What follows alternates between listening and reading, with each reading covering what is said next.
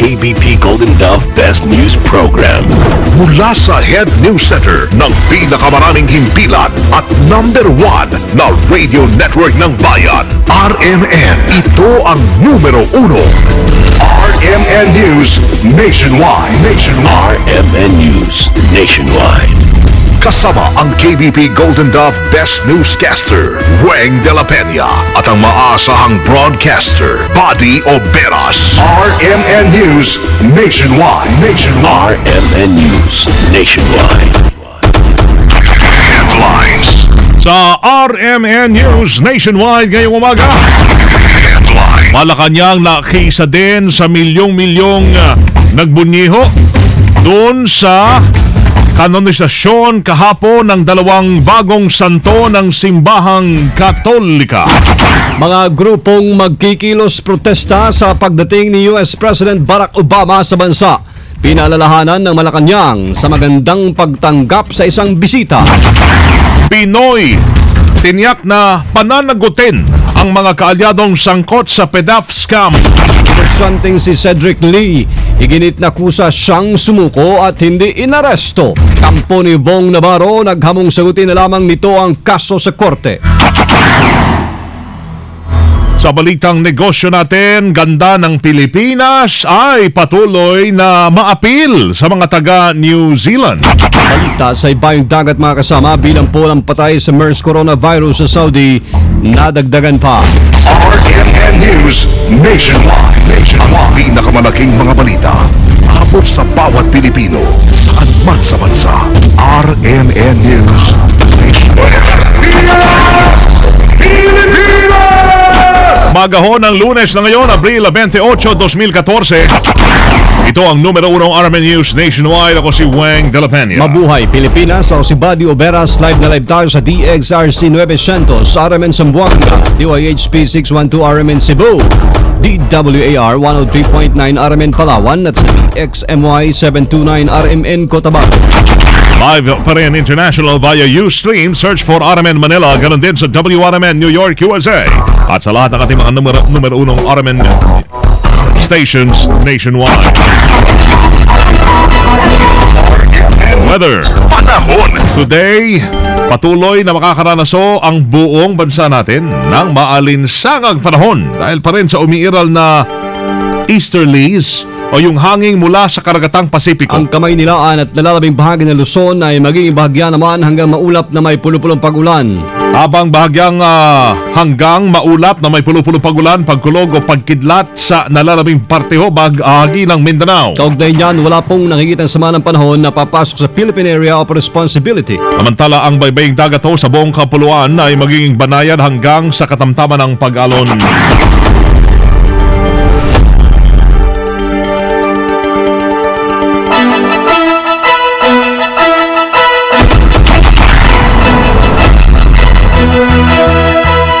Ganap ng santo mga kasama ang 2 dating Santo Papa ng Simbahang Katolika.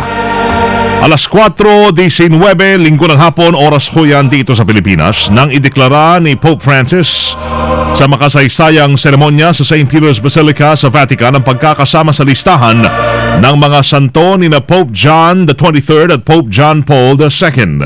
At ito ang kauna-unahang pagkakataon na sabay na ginanap ang kanonisasyon ng 2 dating Santo Papa at unang pagkakataong nagkasama sa seremonya sina dating Santo Papa o Saint Benedict XVI at Pope Francis. Kasabay nito ay nakiisa rin ang Malacanang sa pagbubunyi ng mga Katoliko sa pagdedeklara kina Pope John Paul II at Pope John III bilang bagong santo.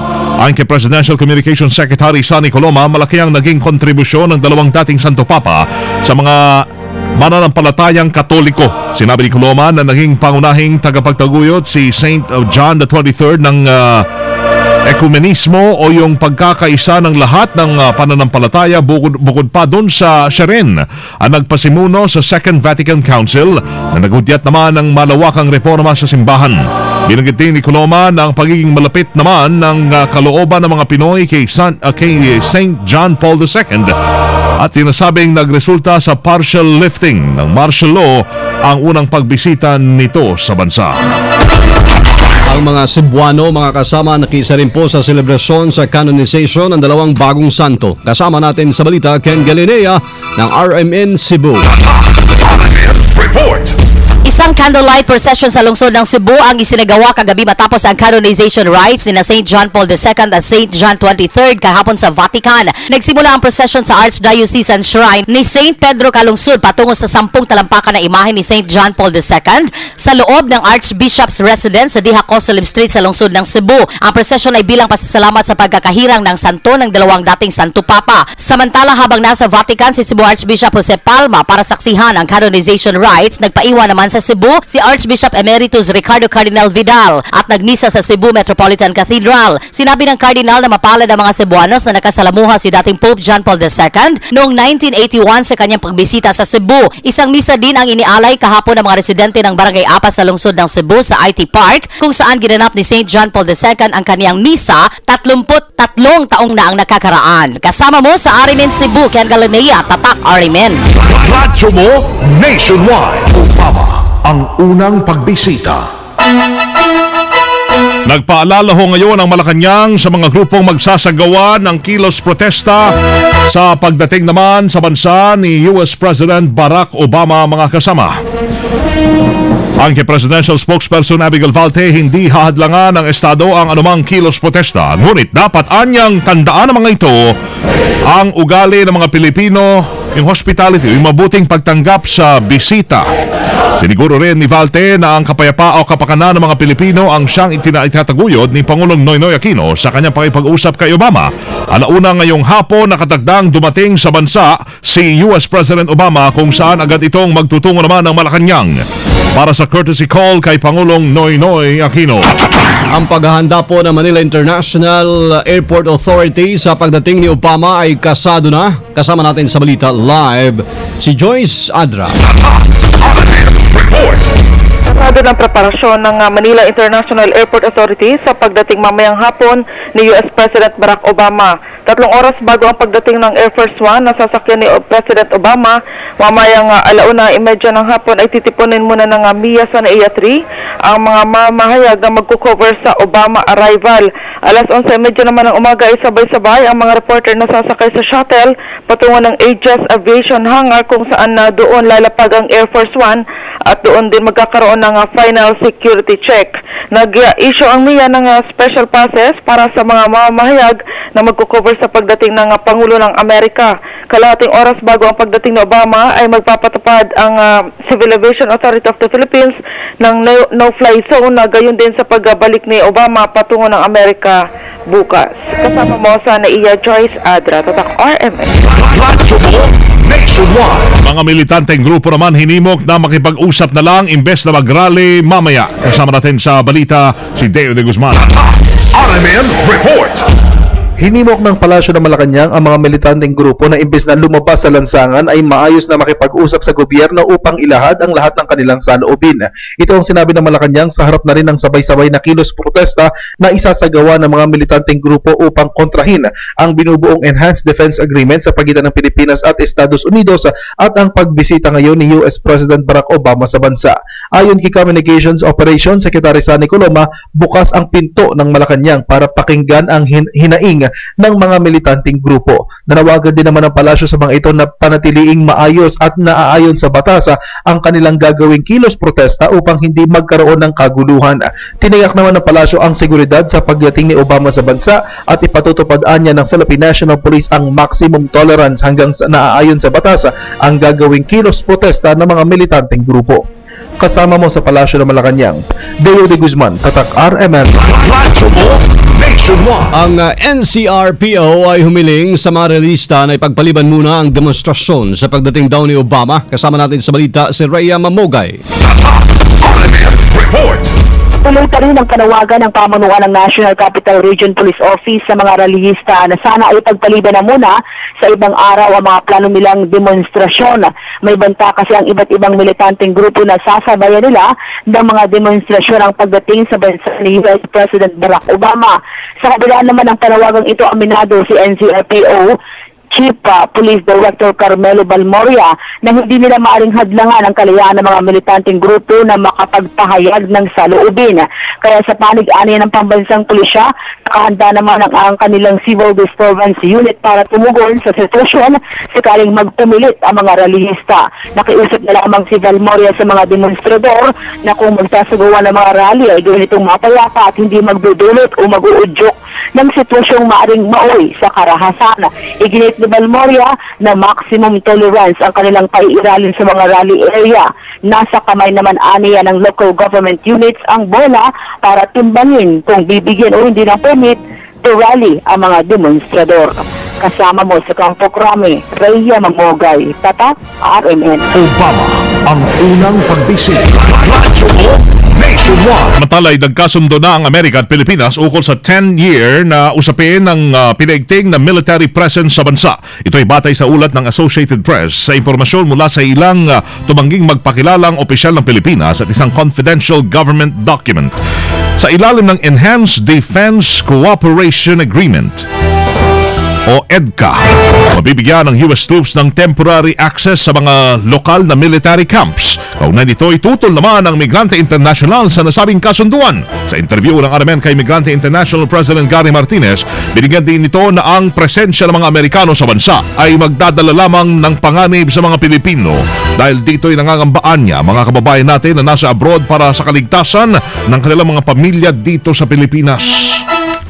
Kahit po sila ay nakatira doon, yung pong struggle nila doon sa bansang Amerika na may related po sa bansa natin, ay ganun din po yung panawagan dahil ano't ano pa man, sila po ay na doon pero marami pa rin pong naiwanan ng mga kamag-anak dito at posible talaga na ang kinatatakot nila ay yung pagdalaw ng mga US troops, ang paglalagay po ng mga barko nila bigyarong nuklear ay mag-i-invite ng kaaway at naapektuhan yung mga kamag-anakan nila dito sa ating bansa.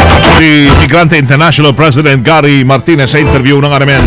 Hindi po mag-aalinlangan mga kasama si Paulong Noynoy Aquino na panagutin ang mga sangkot sa pork barrel scam kahit kaalyado pa nila ito. Yan ang binigyan din ni Presidential Communications Operations Office Secretary Sunny Coloma kasunod ng paglantad ni Janet Lim Napoles ng lahat ng kanyang nalalaman sa pork barrel scam kung saan sinasabing dawit sina Budget Secretary Florencio Abad at Agriculture Secretary Proceso Alcala.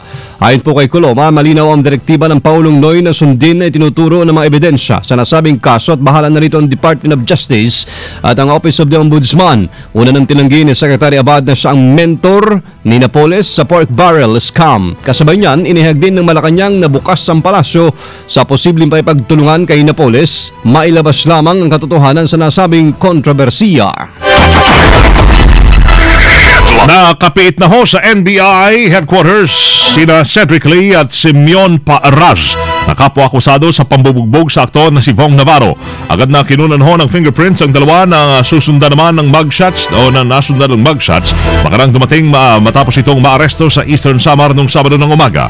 Dumating rin sa NBI ang mga kaanak ng dalawa kabilang na ang kapatid ni Cedric Lee na si Bernice Lee na akusado rin sa kaso at abogado nitong si Attorney Howard Calleja.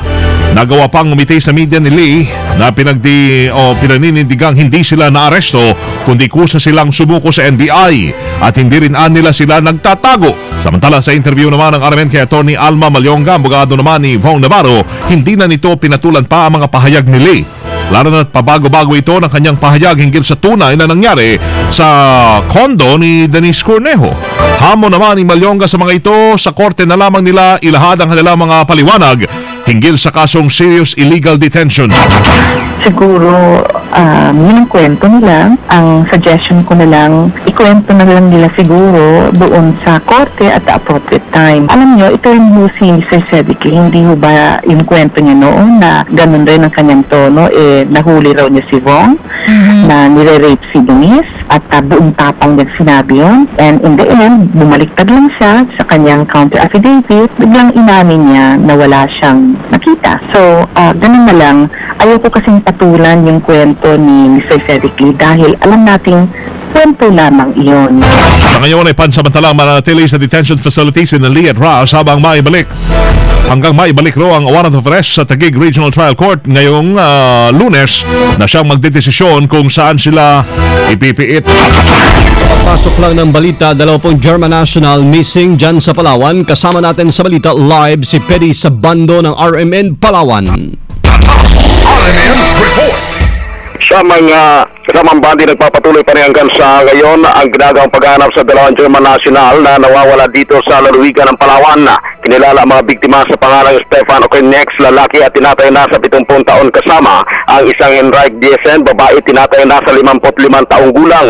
Base sa impormasyon na nakalat ng RMN Palawan kay Police Senior Superintendent David Martinez, Provincial Director ng PNP, sinasabing nakarating sa kanila ang impormasyon. Ito ay matapos na bigyan sila ng direktiba ng Kampo Krame na kumpirmahin ang report ng kidnapping incident sa Palawan sa 2 German national. Ayon kay Martinez, lumalabas sa kanilang initial investigation na sakay ang mga biktima ng isang yate na may pangalang Isuay Catherine. August 2, 2013 ang dumating daw dito sa Puerto Princesa ang mga biktima. Pero Abril 2 ngayong buwan ay umalis ito patungo naman sa Kuta Kinabalu, Malaysia, ngunit hindi nakarating sa lugar. Sinasabing namataan pa ito na dumaong sa may bahagi na Aborlan, Palawan, pero noong nakalipas na araw ng Sabado ng hapon ay natagpuan na lamang ang yate na palutang-lutang sa bahagi ng Batara sa Palawan at wala na ang 2 German national. Sa ngayon di pa naman kumbinsido ang Palawan PNP na kidnapping ang pangyayari dahil wala pang ransom na hinihingi ang mga sospek kung may nagkukup-kup man sa mga ito. Para sa DCXL 558, kasama mo sa RMN Palawan, Pedi Sabando. Tatak, RMN. Radyo mo nationwide.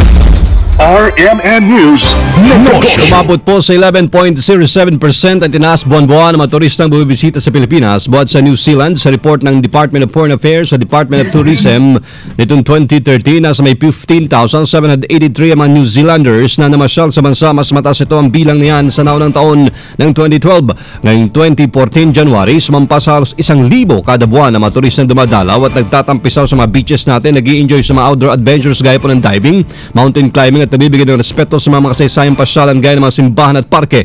Sinabi ni Philippine Ambassador to New Zealand, Virginia Benavides, na nanguna pa rin ang pagiging magiliw ng mga Pilipino, masayahin at palangiti sa mga dayuhang turista sa mga nagugustuhan ng mga taga New Zealand. RMN News Abroad. Umabot na ho sa 94 ang namamatay sa Middle East Respiratory Syndrome Coronavirus o MERS-CoV sa Kingdom of Saudi Arabia yan.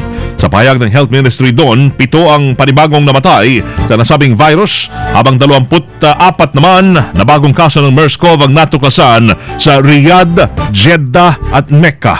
Sa kasalukuyan, aabot na sa 323 ang naitalang kaso ng MERS-CoV simula noong September noong 2012 pa.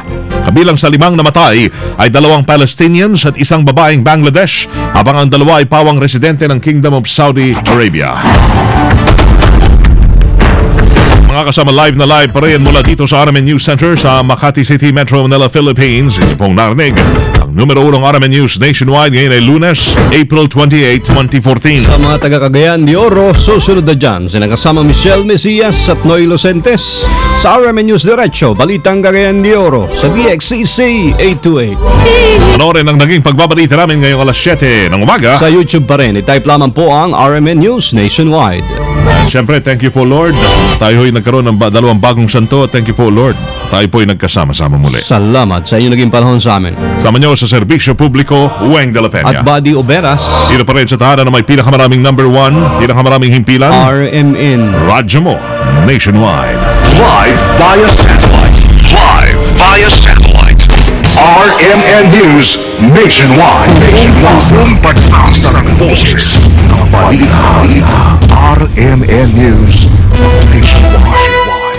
Time check. Oras sa buong Pilipinas. Standard time, it's 7:18 ng umaga na. Tatak RMN. Hey girls, Julia Montez here. Want to say